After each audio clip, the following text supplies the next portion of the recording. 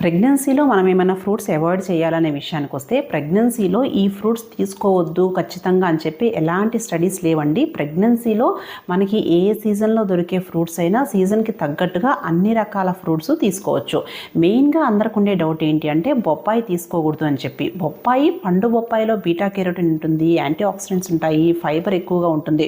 So ప్రెగ్నెన్సీలో చాలా పోషకాలు అందుతాయి అండ్ కాన్స్టిపేషన్ మలబద్ధకం సమస్య కూడా రాకుండా ఉంటుంది. కాబట్టి పండు బొప్పాయి ప్రెగ్నెన్సీలో తీసుకోవచ్చు. కాకపోతే ఏంటి అంటే పచ్చి బొప్పాయిని కొంతమంది సూప్స్లలో కర్రీస్లలో వాడుతూ ఉంటారు కదా. పచ్చి బొప్పాయి ఏంటి, మనం స్క్రేప్ చేసినప్పుడు పాల లాంటి జికటగా ఉండే పదార్థం వస్తుంది కదా, దాన్ని మనం లేటెక్స్ అంటాం. ఇందులో ఉండే పెపైన్ అనేది అబార్షన్కి కారకమైన ప్రోస్టాగ్లాండిన్స్ని పోలి ఉంటుందన్నమాట.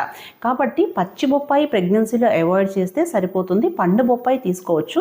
ఇంకా కొందరికి ఉన్న డౌట్ ఏంటి అంటే పైనాపిల్ తీసుకోకూడదు అని చెప్పి. పైనాపిల్లో బ్రోమోలిన్ అని చెప్పి ఎంజైమ్ ఉంటుందన్నమాట. ఈ ఎంజైమ్ బాగా అధిక మొత్తాదులో మనం తీసుకుంటే అది అబార్షన్ అయ్యే ఛాన్స్ ఉంటుంది. అంతే తప్ప మనం తీసుకునే 1 కప్పు 2 కప్స్ పైనాపిల్ పీసెస్కి మనకి అబార్షన్ అయ్యే అవకాశం ఉండదు.